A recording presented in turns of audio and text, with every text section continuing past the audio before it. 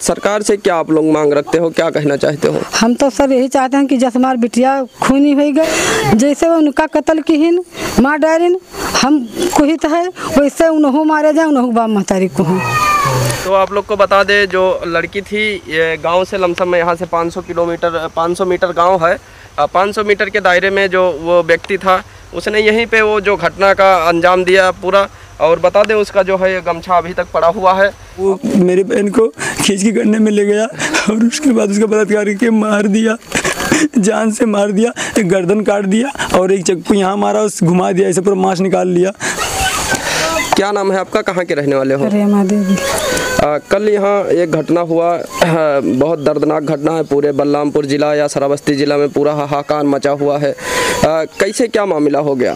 Sir एक लड़की पढ़ने जा रही है जी, ओकरे बाद में बिटिया यहाँ से फिर पाछे गई, तो ओकरे बाद में देखी कि वो खाले से ऊंचे यहाँ सड़की पावत रहा जी। बस बिटिया देखी तो पाछन धर चिल्लाते घरे भागी, चिल्लाते घरे बतावे। रास्ता में एक आदमी मिल गया, उससे बताइन कि जाओ हमारे घरे बता दे कि हमारे बहनिया का मधु मारे लावत है।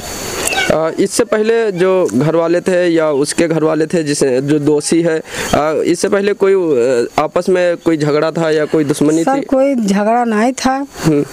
पहले एक साल के पहले हाँ बोले छेड़छाड़ किया था, थाने पे रिपोर्ट हुआ था। उसके बाद में ये हुआ कि जब तक लड़की की शादी नहीं होगी तब तक लड़का घर नहीं आएगा।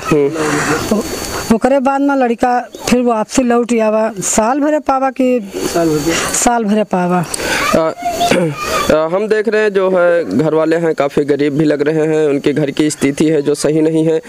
सरकार से क्या आप लोग मांग रखते हो, क्या कहना चाहते हो? हम तो सर यही चाहते हैं कि जैसे हमारी बिटिया खूनी हो गई वैसे जैसे वो उनका कत्ल किहिन मार डारिन, हम कुहित है वैसे उन्हों मारे जाए, उन्हों बाप महतारी को। इस तरह जो है घटना श्रावस्ती हो या बलरामपुर हो लगातार बढ़ते ही जा रहा है। इसके बारे में सरकार से कुछ उम्मीद करते हो कि कोई कानून पास होना चाहिए किसी की बहन बिटिया के या कोई किसी के ऊपर कोई अत्याचार ना करे? हाँ, ये कानून हम मांगते हैं कि ये अत्याचार कोई ना करे। बिटिया लड़के कहाँ तक पढ़ावा ना जाए, कहाँ तक घर से जावा ना जाए, कि का देखी कि तुम बाप महतारी पाछे लाग रही, कोई लाग पाई? लड़की की उम्र लगभग कितनी साल थी? 16 साल के साथ। मेरी बहन सुबह कल 7 बजे निकली जी यहाँ से साइकिल से, यहाँ से 400 मीटर दूर सड़क पे वहाँ पे उसने हाथ पकड़ के खींच के गन्ने में ले गया। उसके बाद बलात्कार करके धर्मपाल चौहान जो है उसने मेरे घर के बगल ही रहता है जी, वो मेरे बहन को खींच के गन्ने में ले गया और उसके बाद उसका बलात्कार करके मार दिया, जान से मार दिया, एक गर्दन काट दिया और एक चाकू यहाँ मारा, उस घुमा दिया, ऐसे पूरा मांस निकाल लिया।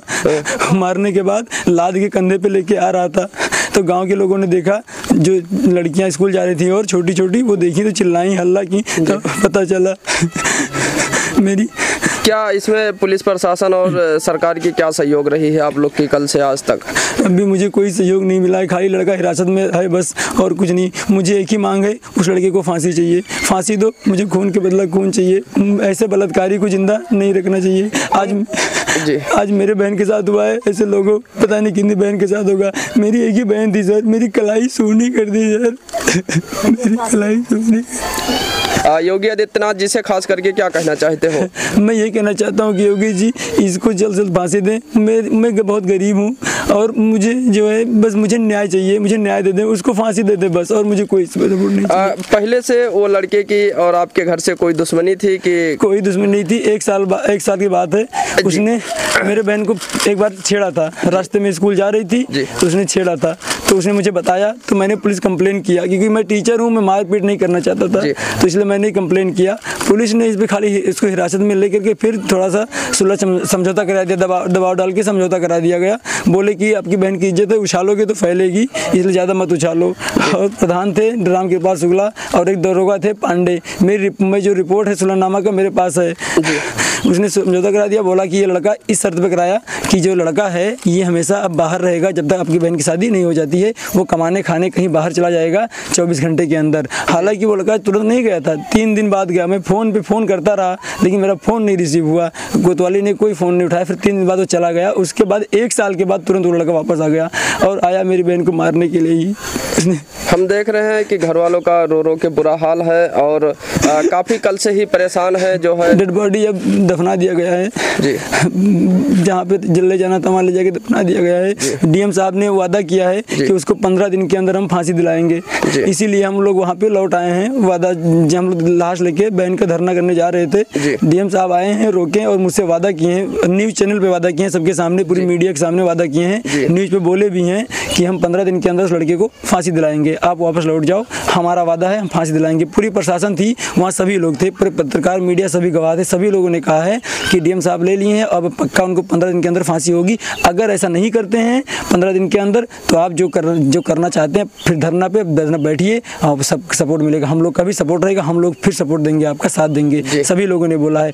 अब सर इस बात में कितनी सच्चाई है मैं देखना चाहता हूँ। 15 दिन का डीएम ने यहाँ का वो लिया है, उसके बाद में जो नहीं जो मांगे आप लोग की पूरी होगी, फिर आप लोग क्या करोगे? डीएम साहब ने खुद कहा अगर मैं ऐसा नहीं करता हूँ तो मैं खुद आके धरना बैठूंगा, धरना कराऊंगा पूरा। अब धरना कीजिए, पूरी छूट रहेगी, मैं भी साथ में रहूंगा, पूरी पत्रकार, पूरी मीडिया, पूरी पुलिस आपके हमारे साथ रहेगी।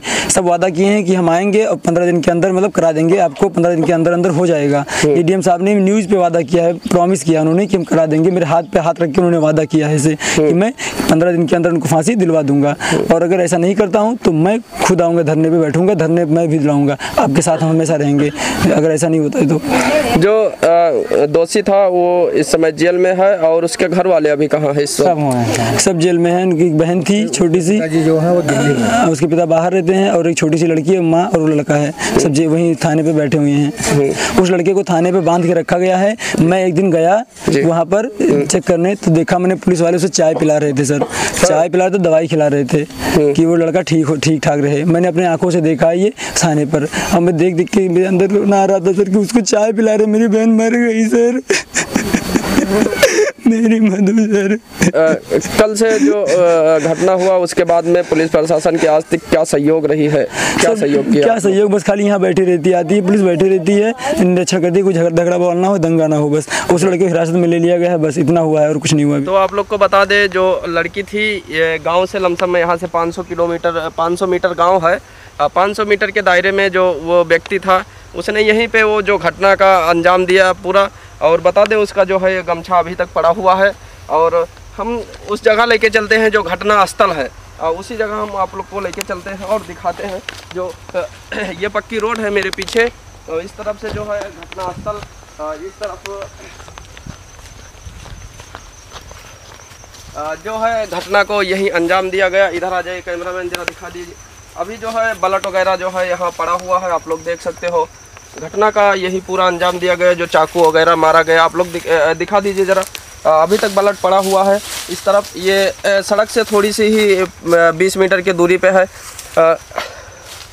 यहीं वो पूरा घटना मामला हुआ। वो लड़की जो बलरामपुर पढ़ने जा रही थी उसका यहीं पर मर्डर हुआ, यहीं पर सारा घटना हुआ, बलात्कार वगैरह जो बताया जा रहा है सारा चीज़ यहीं पर हुआ।